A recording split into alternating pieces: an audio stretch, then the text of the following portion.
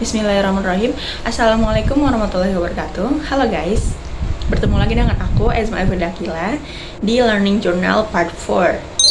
Kali ini aku akan membahas tentang unsur-unsur pembuatan film dan apa aja sih divisi yang ada dalam pembuatan film itu sendiri. Kalau kalian mau tahu, tonton sampai habis. Bye-bye. Tonton sampai habis ya guys. Nah, yang pertama kita akan membahas tentang unsur-unsur pembuatan film. Menurut Prastisa 2008, unsur-unsur pembentukan film dibagi menjadi dua, yaitu unsur naratif dan unsur sinematik. Unsur naratif itu menurut Prastisa itu adalah cerita yang mempunyai pengertian atau rangkaian peristiwa yang saling berhubungan dan dihubungkan oleh logika, sebab, akibat, atau kausalitas yang terjadi dalam ruang dan waktu. Elemen naratif secara umum diartikan sebagai elemen atau sumber daya yang perlu diolah. Hal ini sering diartikan sebagai ide cerita, termasuk teks atau naskah yang tertanam dalam cerita. Semua cerita memiliki elemen, termasuk karakter, konflik, lokasi, isu, dan waktu. Pada umumnya, film-film yang kita tonton mempunyai unsur naratif, dan tanpa adanya unsur naratif, tentu akan sulit bagi penonton untuk memahami film tersebut. Ceritanya sendiri dibagi menjadi 3 bagian: awal, tengah, dan penutup. Nah, yang pertama itu ada plot dan alur. Rangkaian peristiwa yang disajikan secara audio maupun visual dalam film disebut plot. Plot dalam film digunakan untuk memanipulasi sebuah cerita agar sutradara dapat menyajikan dan mengontrol cerita sesuai dengan keinginannya. Nah, menurut Saparina, alur atau plot merupakan urutan peristiwa-peristiwa dalam sebuah cerita rekaan, menyangkut apa yang terjadi sesuai dengan rancangan pengarang. Nah, Hasanuddin berpendapat mengenai plot adalah hubungan antara satu atau sekelompok peristiwa dengan peristiwa lainnya. Nah, plot ini juga merupakan serangkaian penceritaan dari awal cerita sampai akhir cerita. Seperti itu, guys. Nah, yang kedua itu ada tokoh. Pada unsur naratif, menurut Prastisa, terdapat elemen pokok naratif, yaitu pelaku cerita. Dalam sebuah film fiksi, karakter-karakter di dalamnya dihadapkan dengan masalah dan mencapai tujuan yang sudah ditetapkan.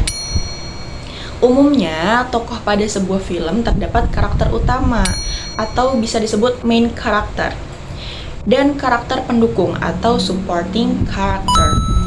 Di mana karakter utama ini biasanya disebut dengan pihak protagonis yang menjalankan alur dari awal hingga akhir. Sedangkan karakter pendukung dapat dibagi menjadi 2 jenis, yaitu karakter yang dapat membantu karakter utama atau protagonis, atau bisa juga menjadi pemicu konflik antagonis yang suka marah-marah gitu guys. Nah, yang ketiga itu ada konflik.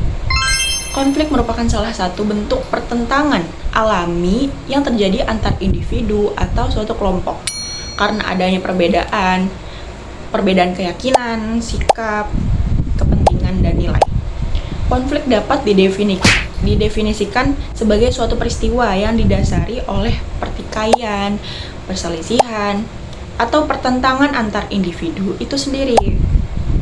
Nah, antar individu dengan individu lainnya dan antar individu dengan kelompok. Pada sebuah film, selain tokoh, konflik juga merupakan salah satu unsur naratif yang penting. Konflik merupakan kejadian yang sifatnya tidak menyenangkan yang dialami oleh tokoh utama. Itu kata Nurgiantoro 2012. Nah, selanjutnya itu ada konflik yang terdapat pada sebuah film, ialah suatu permasalahan yang dialami oleh tokoh agar dapat mencapai tujuan yang sama atau berbeda dengan tokoh lainnya. Nah, yang keempat itu ada latar atau setting. Setting adalah keseluruhan latar dengan properti.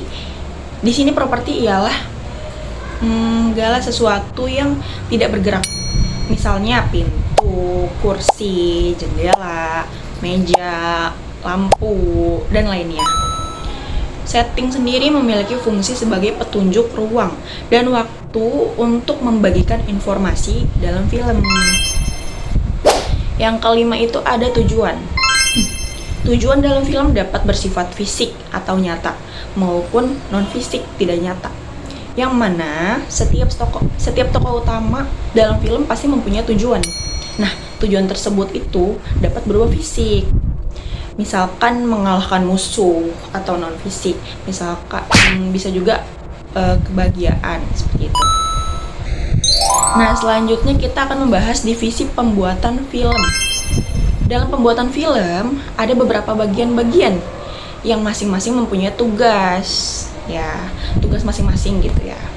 Yang pertama itu ada produser, yaitu orang yang mengawasi atau mengatur seluruh proses produksi suatu film.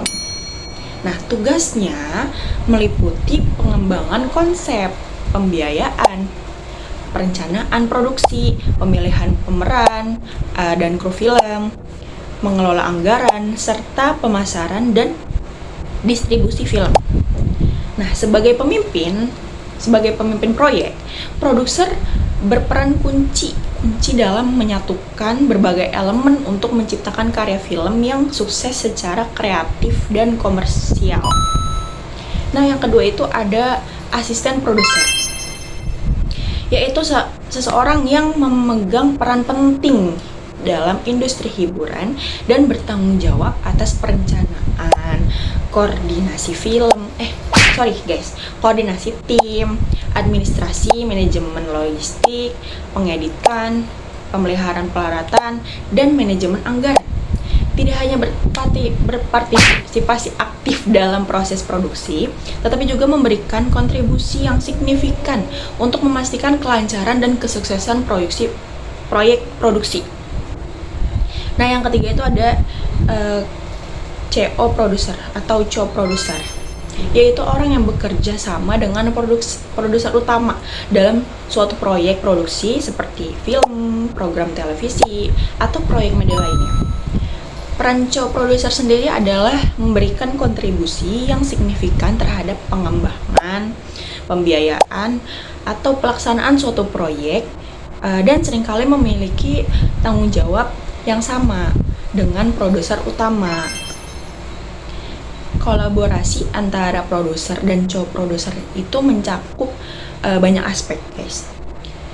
Mulai dari penulisan skrip atau naskah hingga pemilihan peran atau casting, manajemen logistik, dan manajemen anggaran. Dengan kontribusinya yang beragam, co-produser membantu memastikan keberhasilan keseluruhan produksi. Yang keempat itu selanjutnya ada sutradara atau direktur, yaitu orang kreatif yang mengarahkan keseluruhan produksi. Mereka menafsirkan naskah, memilih pemeran, dan memberikan panduan kepada aktor. Sutradara terlibat dalam pengambilan gambar. Ulang, guys.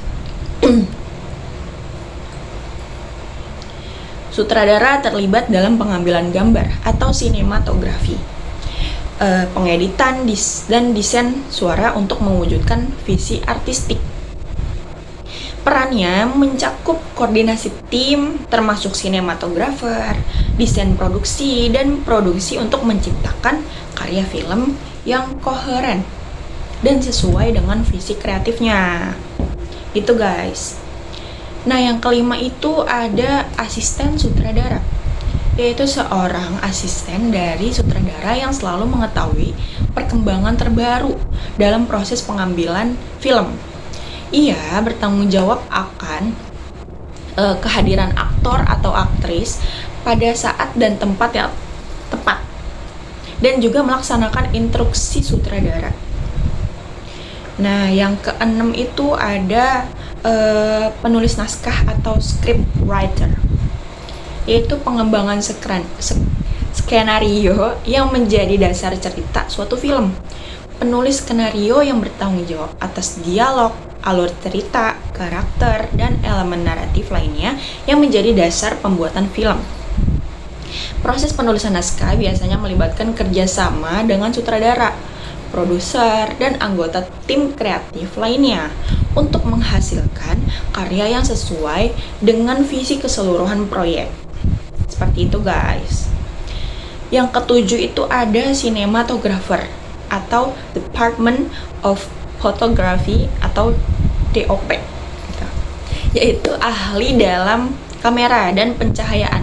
Sutradara menyampaikan keinginannya mengenai suatu tampilan sebuah adegan cerita agar dapat merekamnya dengan kualitas yang baik. Kemudian DOP mengeksekusikan keinginan sutradara tersebut dengan memilih tipe pencahayaan dan pengoperasian kamera yang digunakan sehingga mampu menampilkan hasil visual yang sangat berkualitas sesuai dengan keinginan sutradara. Seperti itu. Nah, yang ke-8 itu ada asisten kamera. Ia bertanggung jawab mengoperasikan kamera dan juga dapat mengoperasikan papan clapper untuk menandakan mulainya rekaman sebuah adegan, kayak cut gitu tuh, yang suka cut gitu guys pokoknya. Nah, yang ke-9 itu ada penata artistik, production designer, yaitu bertanggung jawab untuk merancang penampilan film, setting, kostum, make up setiap karakter. Production designer bekerja sama dengan sutradara dan sinematografer untuk mencapai kualitas tampilan film yang memuaskan. Nah, yang ke-10 itu ada editor, yaitu orang yang bertanggung jawab dalam memilih, memilah, dan mengedit gambar yang diambil selama proses syuting dalam pembuatan film dan video. Tugasnya meliputi pemotongan gambar dengan presisi, pemilihan elemen audio seperti musik dan suara, serta kreativitas bersama sutradara untuk menciptakan narasi visual yang sesuai dengan visi artistik proyek. Nah, editor ini bekerja secara aktif dengan sutradara dan asisten editor dalam menyiapkan gambar sebelum proses pengeditan dimulai. Kreativitas, keahlian teknis, dan kemampuan berkolaborasi menjadi kualitas utama yang dibutuhkan dalam peran editor. Seperti itu. Nah, yang selanjutnya itu ada komposer ya, yaitu orang yang menciptakan musik atau score yang mendukung cerita suatu karya film atau video. Tugasnya melibatkan pengkomposisian musik orisinal untuk menciptakan nuansa, emosi, dan atmosfer yang sesuai dengan visi artistik proyek. Dengan bekerja sama dengan sutradara dan tim kreatif, komposer memainkan peran penting dalam menciptakan identitas audio yang mendalam dan memperkaya pengalaman. Seperti itu. Kayak contohnya tuh kayak misalkan kalau lagi adegan horor gitu, tambahin suara kayak dang dang dang gitu tuh, seperti itu guys. Ya pokoknya nanti adalah, nanti aku kasih contohnya. Mungkin cukup sekian dari saya, kurang lebihnya mohon maaf. Sumul akhir, wassalamualaikum warahmatullahi wabarakatuh. Bye guys.